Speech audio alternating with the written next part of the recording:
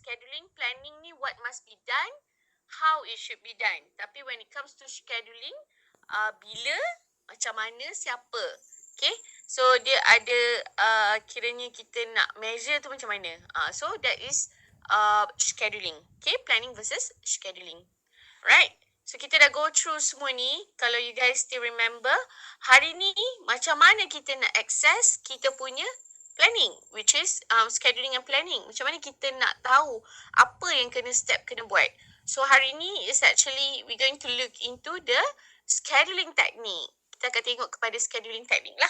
Okay, so again at the end of the class hari ni, I hope korang dapat faham macam mana kita nak buat planning techniques. Okay, so ingat the heart of CPM ni, Construction Project Management ni, is actually hari ni is dengan 2 minggu lagi. Minggu depan tak ada kan, cuti.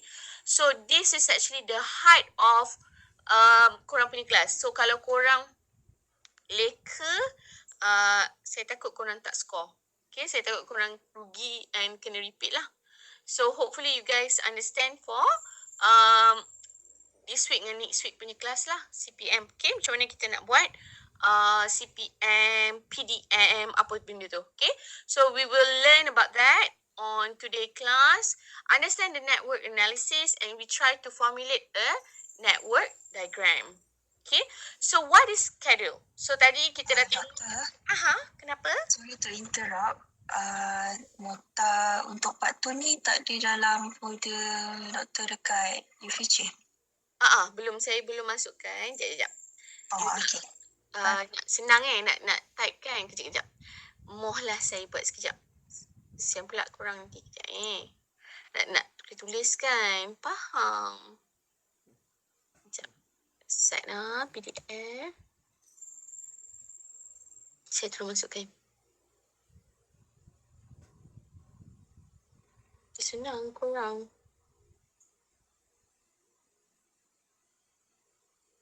Sekejap ni.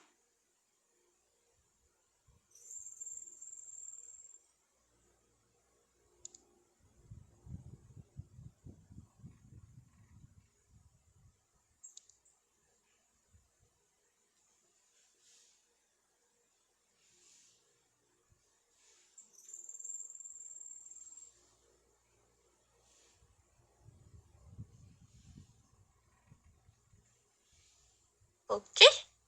Sis letak dalam ni. Okay. Okay, dah boleh download. Kejap. Mana PDF? Awak tak keluar lagi.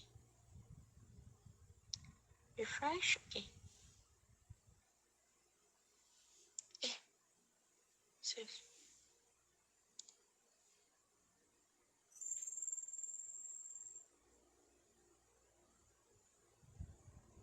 Okay.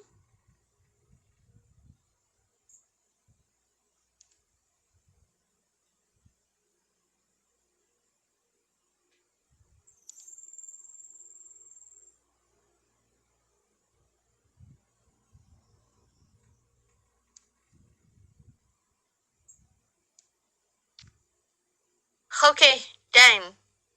Thank you. Nanti Syazah boleh. Syazah ke tu? Alright, Syazah ke tu? Amy.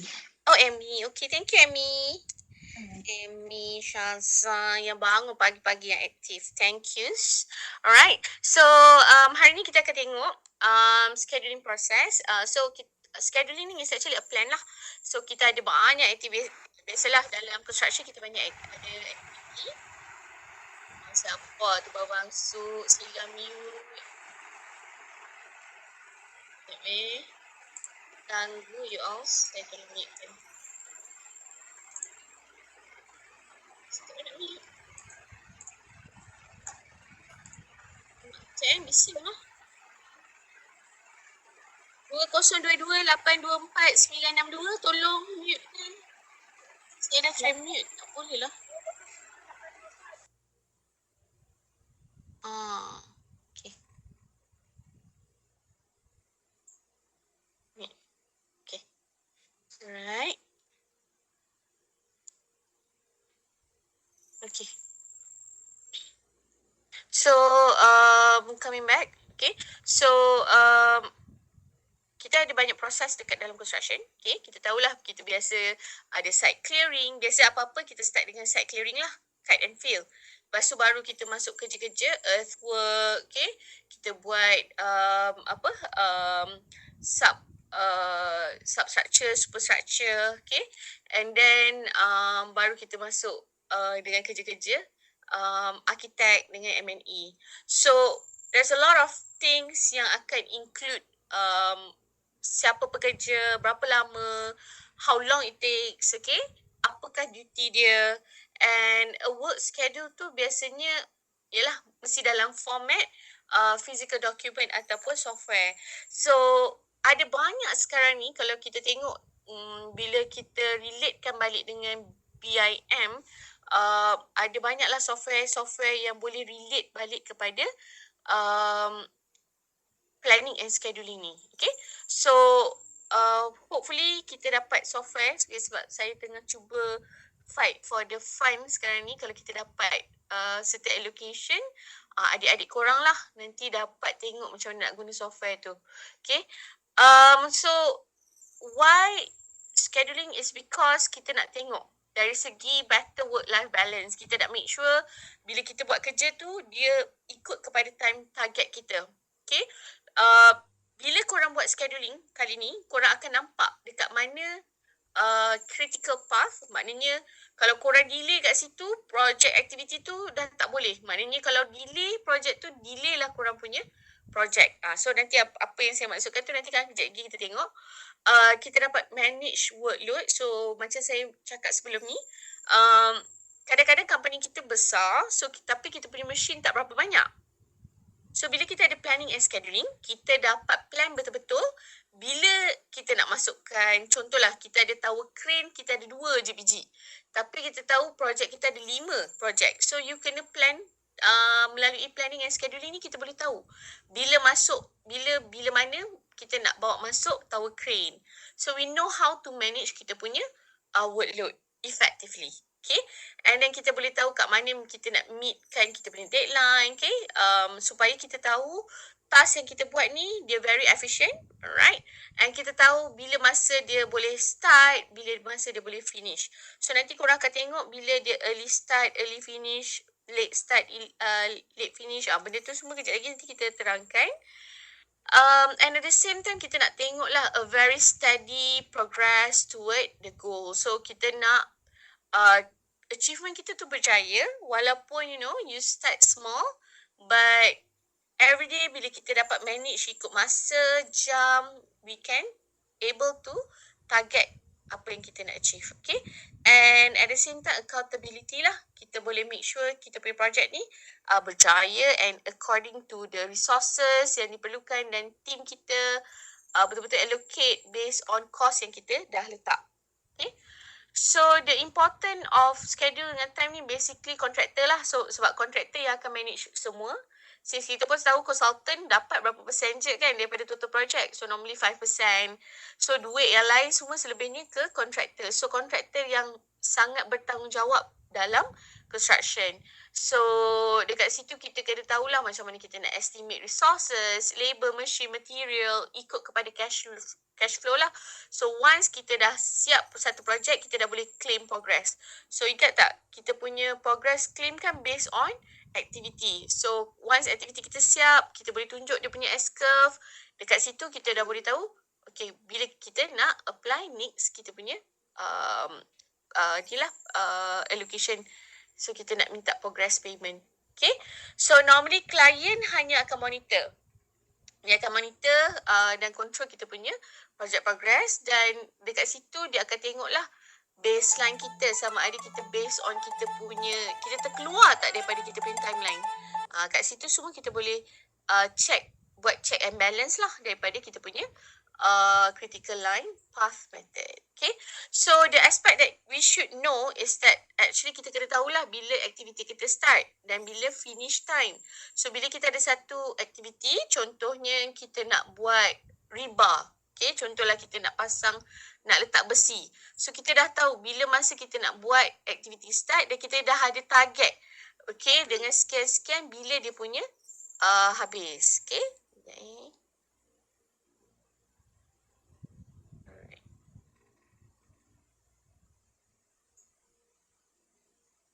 Okay, so at the same time kita nak have a very good distribution of project cost and allocation of resources lah. So kita nak tahu bila masa kita boleh allocate kita punya resources. So there are two phases in project schedule, okay, which is master's plan and also detail work. So master's plan ni kalau korang ingat, last week saya ada tunjuk bila kita dapat satu project, kita dah boleh target bila based on kita punya SOA, kita punya area, berapa target kita, schedule of area tu, kalau korang ingat lagi last week punya project, kita yang complex pharmacy tu, kita dah boleh target berapa besar area kita, apa yang akan kita buat setiap aktiviti. So kat situ kita boleh dapat satu major work schedule, anggaran projek kita, berapa lama yang boleh kita siapkan, termasuk site acquisition, design, procurement, construction and operation. So kita nak masuk site pun kita dah kena tahu.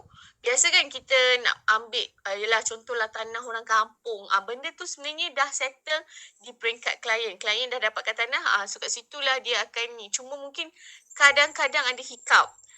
Adalah proses-proses yang belum lepas. Kat situ kadang-kadang melambatkan. Tapi sebagai seorang kontraktor, once you dah sign letter of acceptance, dalam tempoh 3 bulan, you dah kena masuk site.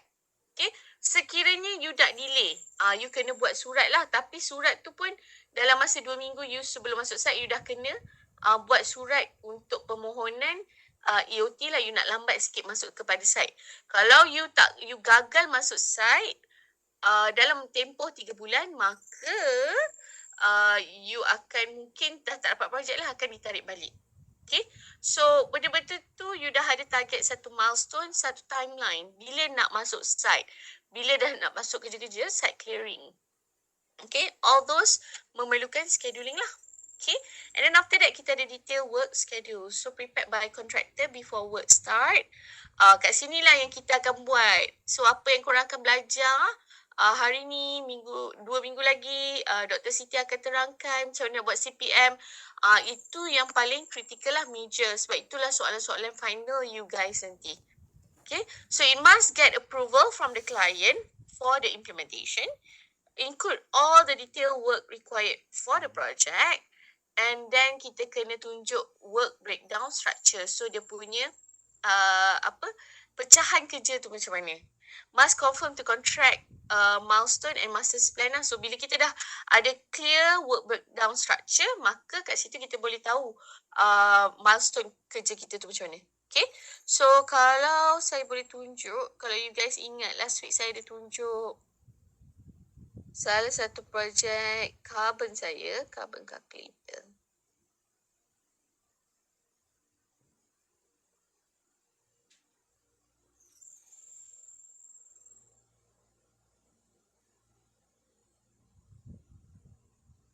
Okay, so kalau you ingat yang saya ada tunjuk kat sini.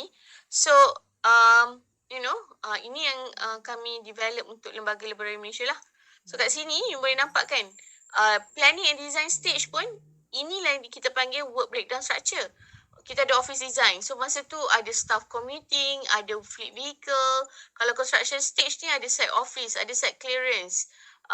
Earthwork, maknanya kita nak mulakan projek, first kali kita kena kena ada site office lah. Lepas tu kita baru buat kerja-kerja site clearing. Site clearing ni apa kerja-kerja dia? Remove surcharge. Lepas tu earthwork, kita kena buat rock blasting ke? Kalau macam bila kita dah buat SI tu kan, rupanya bawah tanah tu banyak boulders, banyak macam batu-batu besar kapur. So kita kena buat rock blasting untuk make sure tanah yang kita nak letak foundation tu stable. So macam you tahu kan, macam dekat KLCC, KLCC ni sebenarnya kat Kuala Lumpur ni banyak batu kapur lah.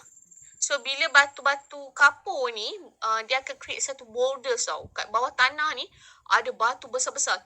Bila kita buat piling, kita ingat kita dah sampai base dia, dah sampai core dia. Tapi because sebenarnya dia bukan core, dia adalah batu-batu besar. So tengoklah kalau memerlukan rock blasting ke kan, baru kita pecahkan. So benda-benda tu they involve berapa lama it will take. So you need to understand dia punya scheduling. So biasanya orang yang buat ni orang yang dah berpengalaman lah, yang dah ada idea besar saiz ni biasa berapa yang akan ambil masa. Okay, ground improvement, drainage, Okay, you boleh nampak lah kat sini all those construction stages. Okay, then kita ada operation and maintenance lah. Okay. So, okay, once you already have your scheduling, kat situ you dah boleh start buat you punya dah dapat anggaran kan apa projek, apa aktiviti yang akan buat.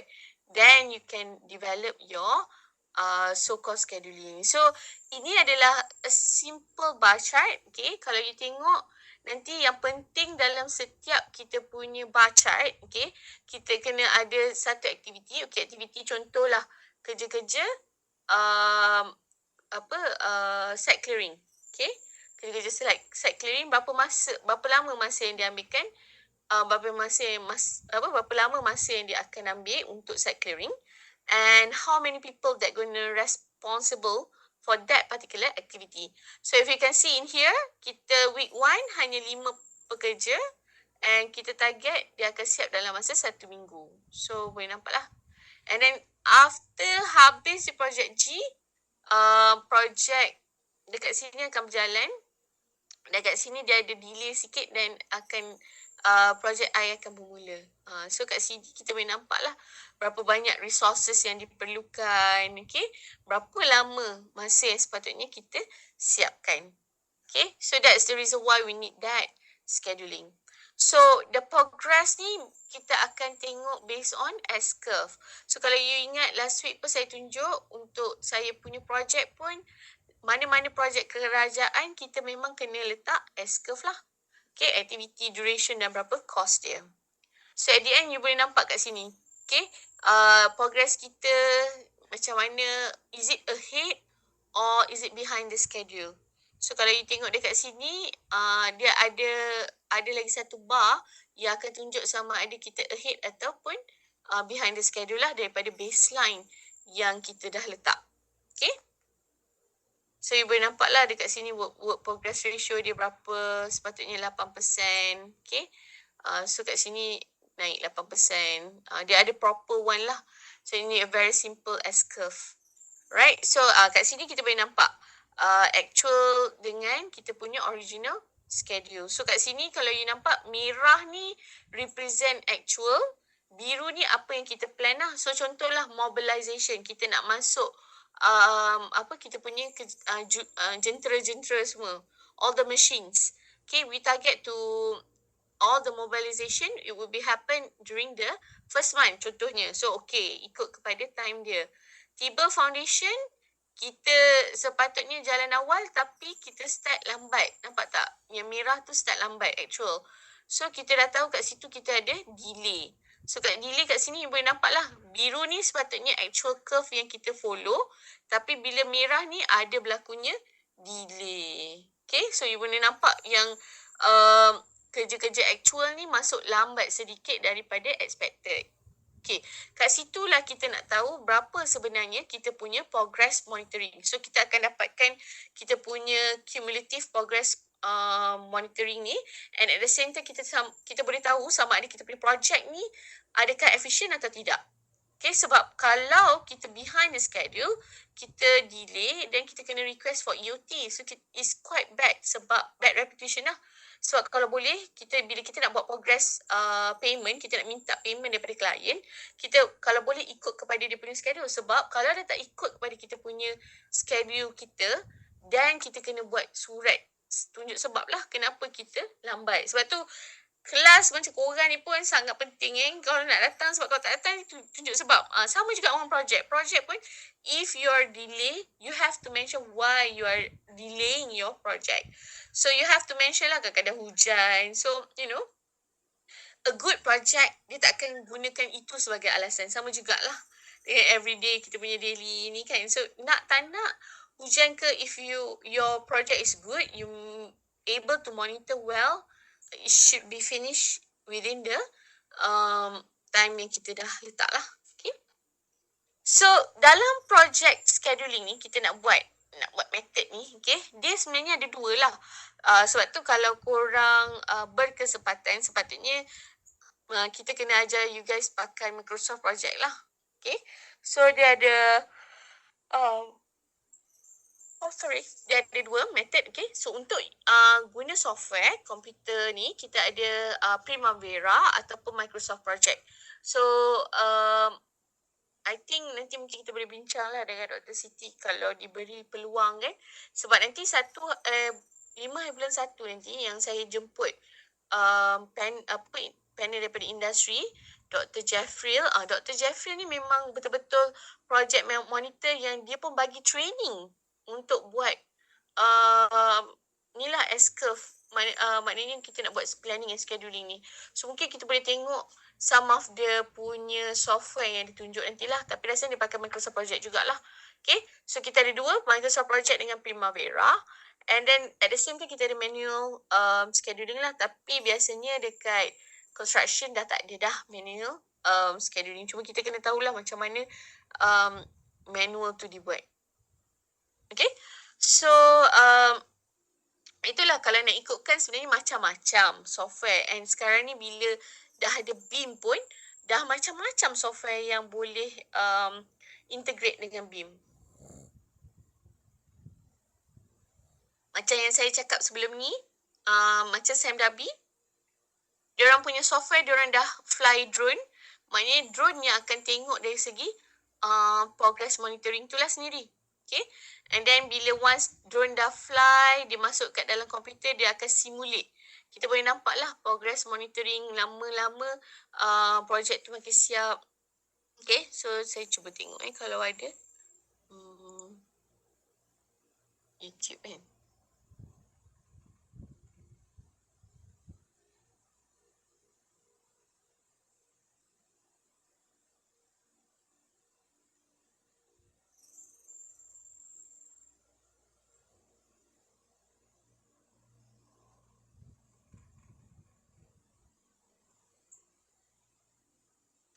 Kita tengok ada tak.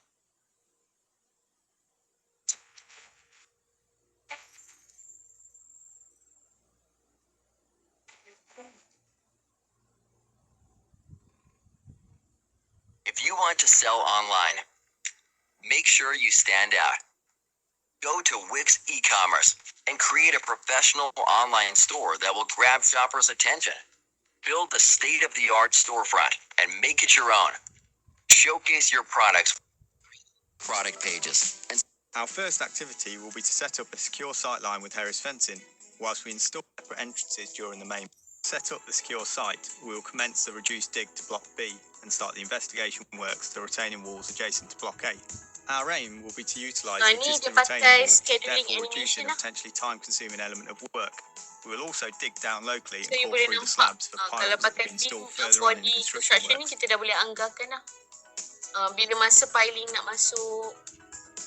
We will then commence the piling to Block B, which will be CFA piling, thus reducing the vibration and noise of the works. At the same time, we will have commenced the reduced dig to Block A. We have assumed that the service diversion within Block A footprint will have taken place prior to the enabling works commencing. During this period, our main site setup will be installed. Our current proposal is for 5 cabins triple stacked due to the tight constraints within the site, with biometric entry restricting pedestrian access to the work areas. Dia pakai pedestrian biometric je. Tangan. Maksud saya. We understand the key for the completion of blocks B and H ahead of Block A, and will install the 2 tower cranes as early as possible to speed up the construction within the groundworks and in situ works for Block B. Nampak tak dia We boleh will ensure there is no oversailing of the cranes to the footpaths or roads around the perimeter of the project.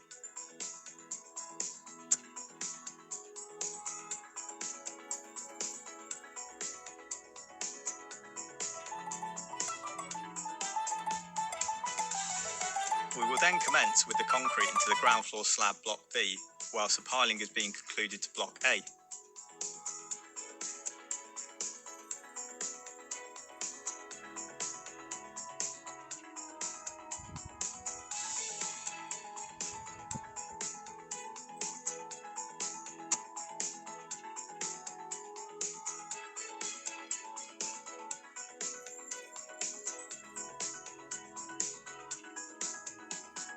So basically lebih kurang macam ni lah. Kalau yang dah pakai BIM, kalau macam kat SIM Dabi, diorang punya progress monitoring tu dia boleh align dengan 3D animation ni sendiri. Dia ada, sebab dia fly drone, so nanti kita boleh nampak lah progress by peringkat tu setiap hari macam mana progress dia. So benda tu is being monitored dan dia akan masuk dalam 3D laser scanner, yang akan scan, digital scan, dan kita boleh nampak progress monitoring tu sendiri. Okay. So ni yang saya katakan lah, by right, ini antara yang kita boleh tengok kalau you dapat kerja dekat company yang besar-besar lah. Okay. So selain daripada tu, kita ada Artemis, ada fast track schedule, kita ada pro workflow, milestone, and ni yang paling common lah, Microsoft Project dan Primavera. Kenapa kita banyak pakai Microsoft Project? Sebab kita punya Microsoft kan memang dah ada Pro kan, Microsoft Pro. So, dia dah include sekali dengan Microsoft Project. So, this is contoh-contoh lah kalau you tengok software Artemis ni macam ni. Pro Workflow macam ni. Okay. And then Fast Track macam ni. Capital Project pun macam ni. So, kita boleh nampak lah some of ini yang biasa yang kita pakai lah. Microsoft Project, kita boleh nampak dekat sini bila project start, okay, how long it takes. Kalau korang boleh nampak clear, tak nampak okay lah, tak apa. So you boleh nampak kan kat sini project start bila, sepatutnya start, finish, dan kita boleh nampak lah how long it takes. Ada tak nanti once kita dah masuk project, kita boleh tengok lah dia ikut kepada kita punya target plan ataupun dia ahead ke ataupun behind the schedule. Okay. So this is for Primavera. Okay. You boleh nampak lah the different Primavera ni. Orang kadang-kadang suka Primavera sebab dia lebih nampak cantik lah sebenarnya. And tapi dari segi information pun kalau you nampak kat sini dia lebih critical lah. But actually it's still the same. Okay, kita boleh keluarkan duration, berapa lama and berapa progress monitoring untuk kita estimate kita punya efficiency nanti later on. Okay, so the benefit ni biasanya, biasalah kalau project construction ni tak berjuta-juta kita punya aktiviti tak sah. So, by having scheduling, kita able to monitor kita punya aktiviti very well. Okay, and then kita able to calculate all those data processing information very good. The time saving, and then kalau ada conflicts pun kita boleh settle by looking into the scheduling. Sebab kita boleh discuss aktiviti yang kita boleh, kalau macam dah start lambat kat mana yang kita nak tarik, benda-benda tu kita dah boleh tengok total float kita kat mana projek-projek yang critical, then baru kita boleh selesaikan kita punya isu. And at the same time, kita give an access to employee to assess dia punya own schedule, able to integrate time off management. Okay. So, untuk planning scheduling teknik dari segi fundamental, okay, kita ada beberapa lah. Yang tadi software. Ni kita tengok kepada fundamental. So, dalam fundamental project scheduling ni, kita ada 6. Okay, kita ada Gantt chart, link bar chart. Ini yang korang akan buat dalam final exam nanti. Kita ada networking diagram. So, kita ada activity on arrow, activity on nodes. Untuk activity on arrow ni, biasanya adalah CPM lah. Critical Path Method. Dan untuk activity on node, dia dikenali sebagai Precedence Diagram Method, PDM. Okay. So, kita ada CPM, kita ada PDM. And then kita ada Program Evaluation Review Technique, PERT, Line Balance, and also Time Grid Diagram. So, untuk Gantt bar chart, so the Gantt bar chart ni biasanya, dia sebenarnya develop 1910s lagi lah. 1915 tak silap. So sebenarnya Henry Lawrence Gantt ni, dia dah develop, maknanya project scheduling ni orang dah buat proper scheduling since 1910 lagi. Okay, berapa lama dah? Okay, dah berkurun dah, berabad. So dah lamalah orang buat proper scheduling. And apa yang GAN buat, dia between the management and employee about what work has to be accomplished on a given day. So untuk bar chart, biasanya dia adalah 2-dimension chart. Okay, dia ada X dengan Y axis. X represent project timeline, Y represent activity. And then activity ni dia akan in order lah daripada yang paling cepat kena siap project sampai yang terakhir. And the content of the bar chart are bars that show the plan and actual or plan ataupun actual lah, start and also the end time. Okay, so most of the bar chart show a pattern of bars begin in the upper left of the chart and proceed to the bar that complete the project display in the bottom right. So macam mana bar chart, sekejap kita tengok. So normally bar chart ni is a very simple graphical representation. Okay, dululah orang pakai bar chart. Sekarang ni bar chart ni dah lesser sebab kita Gantt chart ni yang biasa lah, biasa orang pakai, tapi sekarang ni orang dah guna lebih berteknologi lah, macam kita pakai Microsoft Project sebab kita nak nampak a very clear estimation masa, time, cost untuk kita buat progress monitoring, progress payment, and then kita nak tengok dia ahead ataupun behind the schedule. So a graphical representation lah tadi, activity sequence dia, and this is the most simplest easy preparation and easy read in the graphical format. So macam ni lah contohnya, macam yang tadi yang kita tunjuk. Okay, so kita ada berapa minggu, okay, kita boleh tahu kat sini berapa minggu. Aktiviti dia apa. Okay, so you dah boleh tahulah, dia dah boleh estimate. Okay, berapa masa panjang yang dia pakai lah. Okay, so kalau macam 5 minggu lah. And then this is predecessor. Okay, ni aktiviti, ni adalah predecessor. So aktiviti, sebelum aktiviti 1, predecessor ni adalah apa aktiviti sebelum aktiviti 1. So kalau kita tengok sebelum aktiviti 1 tak ada aktiviti. That's why dia panggil NIME. Tapi sebelum aktiviti 2 akan ada aktiviti 1. Sebelum aktiviti 3 akan ada aktiviti 2. Sebelum aktiviti 4 akan ada aktiviti 1. Dan ini adalah duration yang dia akan gunakan. Okay. So basically kita kena tahulah what is predecessor, what is the duration, how long it takes, what are the activity. So these are the things yang paling penting dalam this week punya kelas lah. Okay. So you dah boleh tahu, okay, bila masa nak masuk preliminary, substructure, framework, wall, roof and finishes. Ini yang tadilah kita, daripada baca ni kita boleh tahu sama ada projek kita ikut kepada actual progress ataupun original ataupun actual progress. Okay, so you dah boleh tahu, you dah boleh estimate, nampak tak? Kalau once projek ni siap, kita tahu dia 100% complete. So kalau kat sini number 12, roof beam, dia hanya baru 70% siap. So kita akan tengoklah sama ada dekat mana silap dia. Rupanya ada delay ni. Sebab roof beam masuk lambat. So nanti kita boleh buat remarks kat sini. Kenapa projek ni delay? So benda-benda tu semua akan boleh kita set dalam kita punya programming lah. So the good thing of having this bar chart, dia simple graphical, dia senang. Okay, biasanya memang kita gunakanlah dalam industri. And mostly kita boleh guna untuk small project. And dia sangat user friendly untuk projek-projek besar juga. Okay, and then dia require less revision.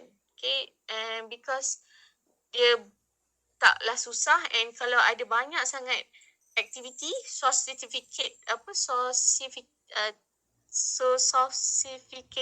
punya activity, then dia boleh senang untuk kita betulkan lah. Okay, using time scale easily understand and can accommodate one chart. Tapi limitation dia, numbers of line activities, bars increases. Okay, dia susah bila banyak tu you agak confused, tapi sebenarnya dia still proper. Okay, walaupun aktiviti terlalu banyak, you boleh tahu kat mana projek yang sepatutnya mulakan. Logical interconnected, difficult to use it for forecasting. Okay, kalau kita nak buat forecasting ni agak susah. Suitable for small project And for major project Gantt chart used for master plan only, not detail work schedule. So biasanya dia hanya nampak secara general, tapi kita boleh buat dia detail. Cuma itulah, dia akan nampak macam banyak sangat aktiviti. But then possible jugalah untuk kita implement. And does not show relationship between project activity. So dia tak nampak lah clear. Okay, ni projek ni bila start, siapa start lepas ni. Kita boleh nampak dia straight line saja. Okay. So tapi bila kita ada link bar chart, kita boleh tahu aktiviti mana yang jalan dulu. So that's why normally bila project scheduling ni, untuk bar chart ni kita ada link bar chart supaya kita boleh tahu once project activity A siap, siapa jalan dulu? Oh, project activity B dan activity D yang akan jalan dulu. So the link bar chart is actually an improvement over bar chart. It is an activity linked with the arrow and lines specifying the sequence and order. So kalau you boleh nampak kat sini, lepas dia project A, project B dan D. Lepas project B, project C jalan. Okay, so kenapa kat sini Saturday Sunday tak ada kerja lah. Tapi boleh nampak lah, project D siap je, project F dengan project E masuk. Okay, so link bar chart show the dependency between activity as well as the activity bar. So maknanya kita boleh nampak lah, a very good creating networking. So kalau dulu kita tak boleh nampak kan, kalau one of dia punya keburukan, kita tak boleh nampak projek mana selepas tu dia tak ada nampak interconnection and dia tak nampak relationship, tapi dia dah improvise kan dengan menggunakan link bar chart.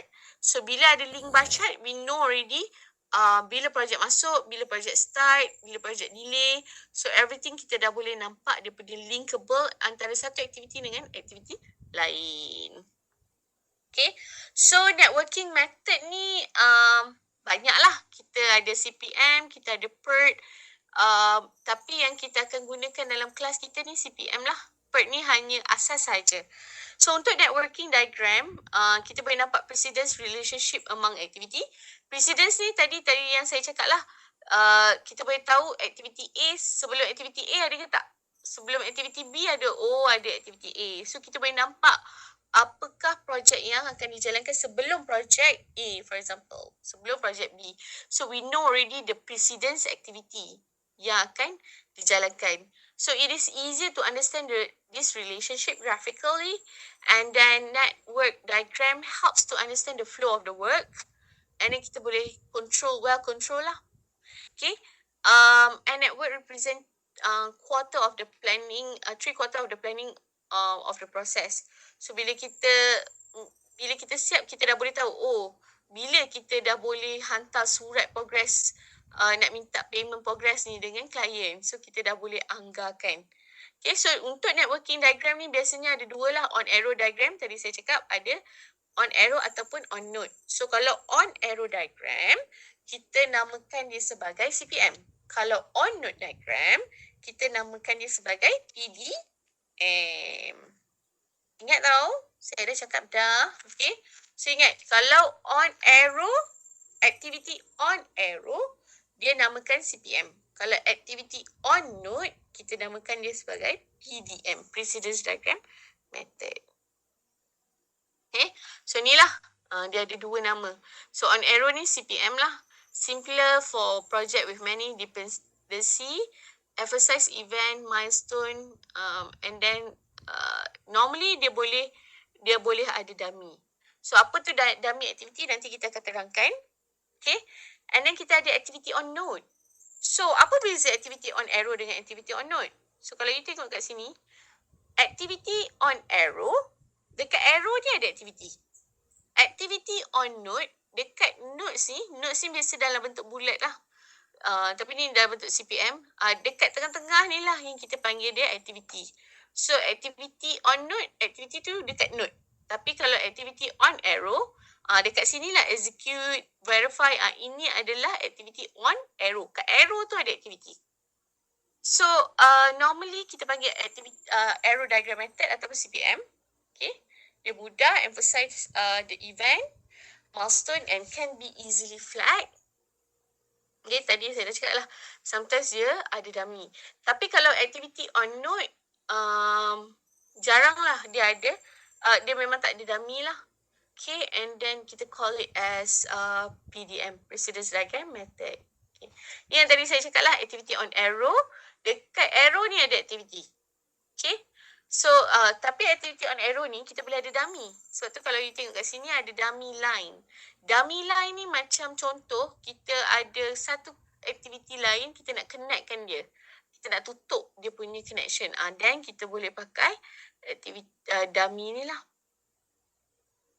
Okay, show finish to start relationship, and then it is not possible to show lag time. And then ada dummy. Kalau on arrow, on note, does not have dummy, it can accommodate any type of relationship, finish start, finish to finish, start to start, start to finish. Okay, so kita kena tahu untuk on note, dia bentuk note lah. Okay, so jap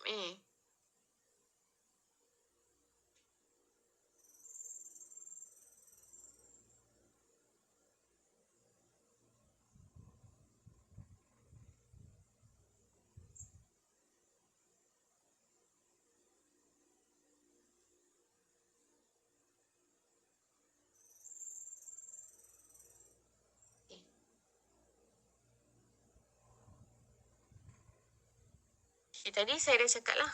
Okay, lemak besar pula. Boleh nampak tak saya tunjuk whiteboard ni?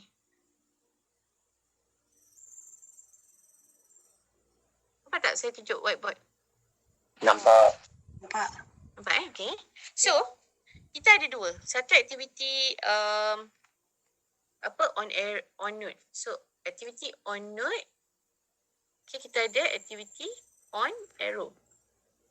Okay, aktiviti on note tadi saya cakap PDM lah. Biasa ni kita panggil dia PDM. Aktiviti on arrow kita namakan dia CPM.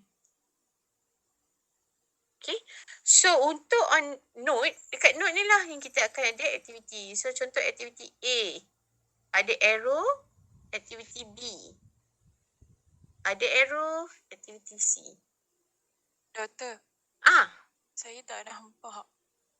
tak nampak So, pakai phone ke? Laptop. Laptop. Tak nampak Cik, korang boleh nampak. Ada yang nampak, ada tak nampak Sekejap lah, saya cuba. Once you start sharing, whiteboard will stop. Oh, tak boleh.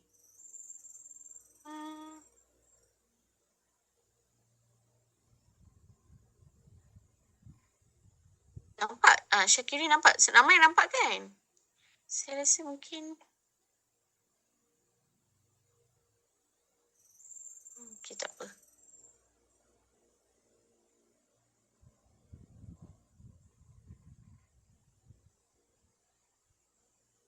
Tak apa. Saya ada recordkan session ni. Nanti you boleh tengok recording session. Okay. So, saya pun tak tahu macam mana nak kasih you nampak. Sebab ada yang nampak kan? Ni. Sikit je. Saya conteng je ni. Nanti kita boleh tengok lagi. So, ini activity on note. And then, untuk activity on arrow. Dekat arrow ni ada activity. So, maksudnya kita ada satu macam contoh I. Nak ke J. Okay. Activity tu kat sini. Kat arrow ni ada activity A. So, ni kita panggil I dengan J lah. Okay. So, activity 2 nak ke activity 3, kita ada B contohnya. So, yang ini dipanggil activity on arrow. Sebab kat arrow ni ada activity. Kalau dekat sebelah kiri ni, yang ni kita panggil activity on note. Yang kat sini activity on arrow. So, dekat situlah sebenarnya kita kena tahulah apa bezanya PDM dengan CPM. Okay. So, saya sharekan balik. Okay, so benda yang sama ni. Kalau yang tak nampak tu, actually saya nak terangkan benda yang sama lah dekat sini. Okay. So, ada aktiviti, kita kena tahulah dalam networking diagram, kita ada satu aktiviti, kita ada event, kita ada dummy activity. So, dummy activity ni sebenarnya tak ada aktiviti pun kat situ. Tapi kita nak tunjukkan yang kita boleh ada extra aktiviti sekiranya diperlukan. Okay. So, macam tadi saya cakap, arrow node tu activity. Lepas tu kita boleh nampak lah logical relationship. Contoh daripada 1 ke 2. Kita boleh nampak critical path dengan path lah. Nanti saya tunjukkan lah apa yang dikatakan critical path dengan path. Okay, so yang tadilah ni sebenarnya yang saya conteng. Arrow, node. So kalau activity on arrow, dekat arrow tu ada activity. Kalau activity on node, dekat node tu yang ada activity. Okay, so ini activity on node ke activity on arrow?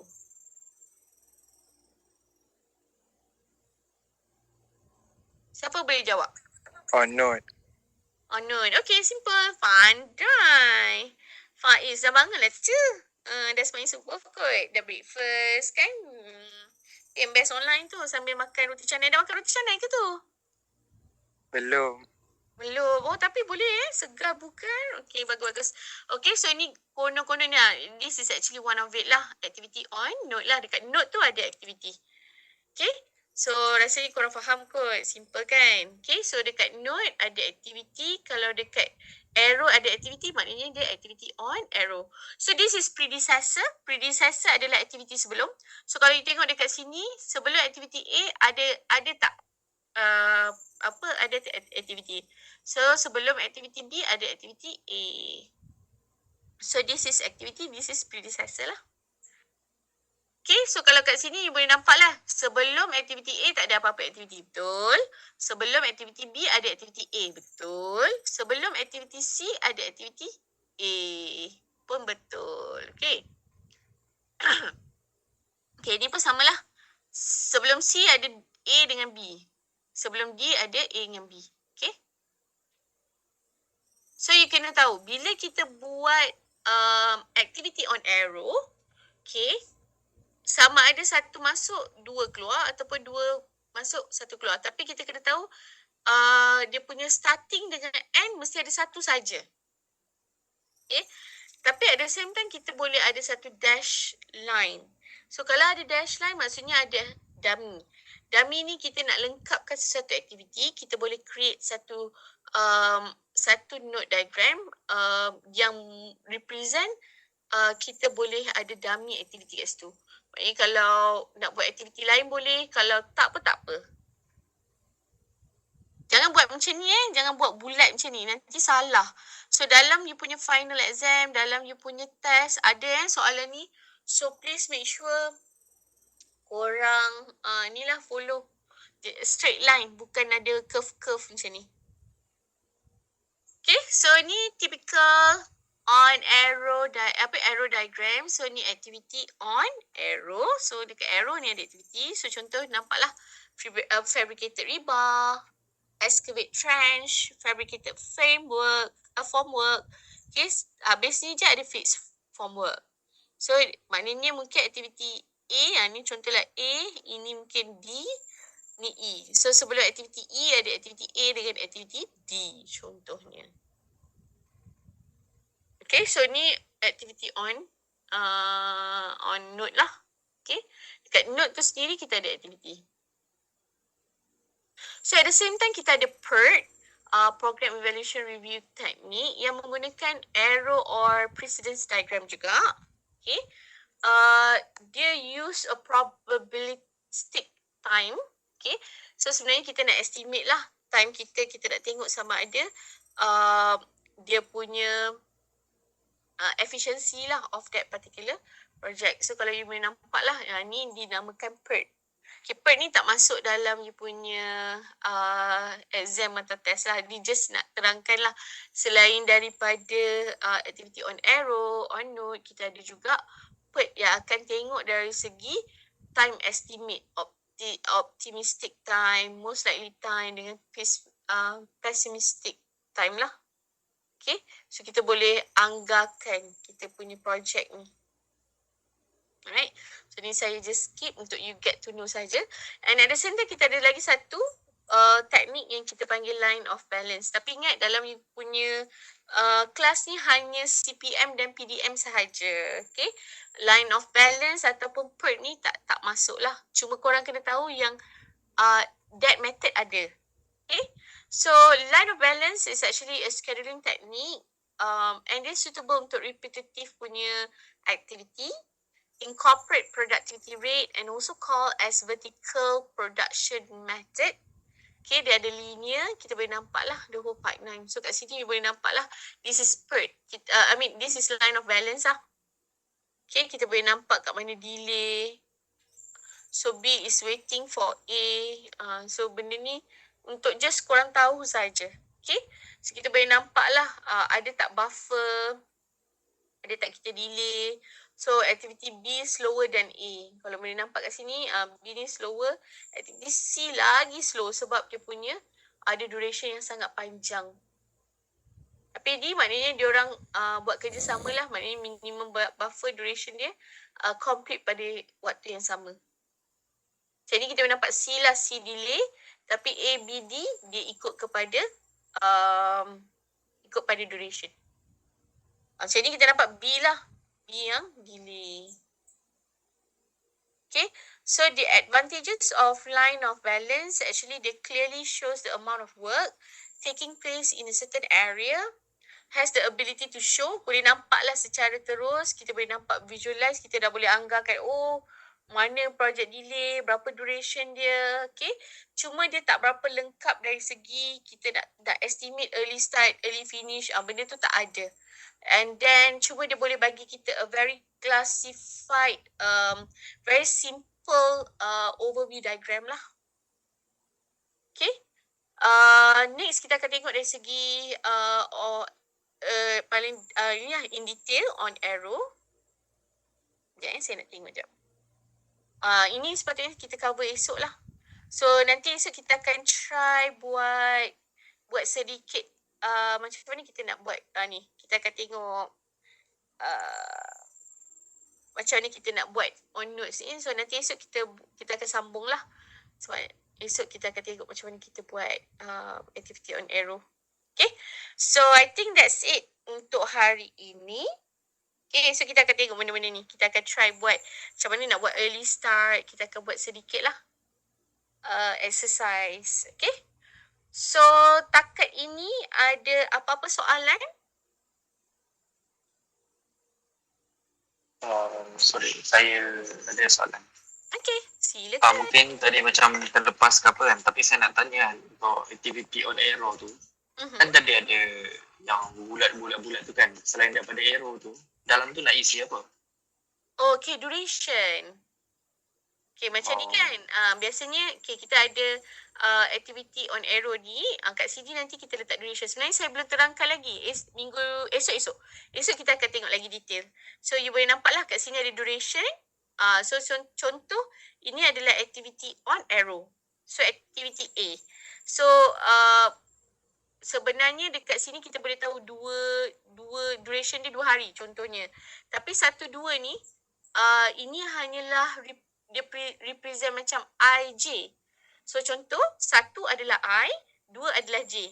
So activity untuk kita jalankan activity A daripada node I ke node J, dia mengambil masa 2 hari. Macam tu. Tapi esok nanti kita akan tengok lagi detail lah. Nanti saya terangkan lagi detail. Okay, baik Dato'. Terima kasih. Okay, alright. Thank you for the question. Tak tidur pun korang. Lega. Saya sebenarnya tak berapa suka online ni. Takut korang tak dengar. Risau saya. Okay. Okay, ada lagi soalan? Okay, so kita try buat ni tau. So korang yang mana belum download, download dululah yang saya dah letak dekat YouFuture.